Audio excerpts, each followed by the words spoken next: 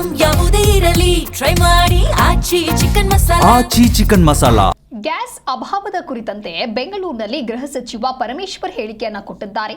LPG auto gas ಅಭಾವ ಸೃಷ್ಟಿಯಾಗಿದೆ. ಈ ವಿಚಾರಕ್ಕೆ ಸಂಬಂಧಪಟ್ಟಂತೆ ರಾಜ್ಯದಿಂದ ಕೇಂದ್ರಕ್ಕೆ ಪತ್ರ ಬರೆಯಲಾಗಿದೆ. ಕೊಡಬೇಕಾದಂತ ಹಂಚಿಕೆಯನ್ನ ಕೊಡಿ ಅಂತ ಹೇಳಿ ಕೇಳಿದ್ದೇವೆ. ನಮ್ಮ ಮನವಿಗೆ ಕೇಂದ್ರ ಸರ್ಕಾರ ಸ್ಪಂದಿಸಬೇಕಲ್ಲ ಅಂತ ಹೇಳಿ ಬೆಂಗಳೂರಿನಲ್ಲಿ ಗೃಹ ಸಚಿವ ಡಾಕ್ಟರ್ ಜಿ ಪರಮೇಶ್ವರ್ ಈ ರೀತಿಯಾದಂತ ಹೇಳಿಕೆಯನ್ನ ಕೊಟ್ಟಿದ್ದಾರೆ. ಈಗಾಗಲೇ ಕೇಂದ್ರಕ್ಕೆ ರಾಜ್ಯದಿಂದ ಪತ್ರ ಬರೆಯಲಾಗಿದೆ. ನಮಗೆ ಕೊಡಬೇಕಾದಂತ ಹಂಚಿಕೆ ಏನು ಅದನ್ನ ಕೊಡಿ ಅಂತ ಕೇಳ್ತಾ ಇದ್ದೇವೆ. ಮುನಿಯಪ್ಪನವರು ಸಹ ಕೇಂದ್ರದ ಜೊತೆಗೆ ಸಂಪರ್ಕದಲ್ಲಿದ್ದಾರೆ. ಎಲ್ರಿಗೂ ಆಗೋದೇ ನಮಗೂ ಆಗೋದು, ಆದರೆ ನಮಗೆ LPG ಹಂಚಿಕೆ ಕೊಡಬೇಕಲ್ವಾ ಅಂತ ಹೇಳಿ ಪ್ರಶ್ನೆಯನ್ನ ಮಾಡಿದ್ದಾರೆ. ಈಗಾಗಲೇ ನಾವು ರಾಜ್ಯ ಸರ್ಕಾರದಿಂದ ಕೇಂದ್ರಕ್ಕೆ ಪತ್ರನೂ ಬರೆದಿದ್ದಾರೆ, ಮನವಿ ಮಾಡಿದ್ದಾರೆ.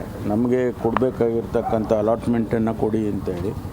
ಮಾನ್ಯ ಮುನಿಯಪ್ಪನವರು ಕೂಡ ಅವರು ರೆಗ್ಯುಲರ್ ಟಚ್ಚಲ್ಲಿದ್ದಾರೆ ಅಧಿಕಾರಿಗಳಿಗೆ. ಎಲ್ಲರಿಗೂ ಆಗಿದ್ದು ನಮಗೂ ಆಗುತ್ತೆ ಅನ್ನೋ ಮನೋಭಾವನೆ.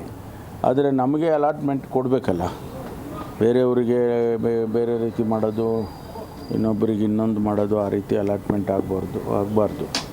CM ನಿನ್ನೆ ಪತ್ರ ಕೂಡ ಈ ವಿಚಾರವಾಗಿ ಪುರಿ ಅವರು ಬರೆದಿದ್ದಾರೆ. ನಮ್ಮ ರಾಜ್ಯಕ್ಕೆ ಕೊಡಬೇಕಾದಂಥ ಅಲಾಟ್ಮೆಂಟ್ ಕೊಡಿ.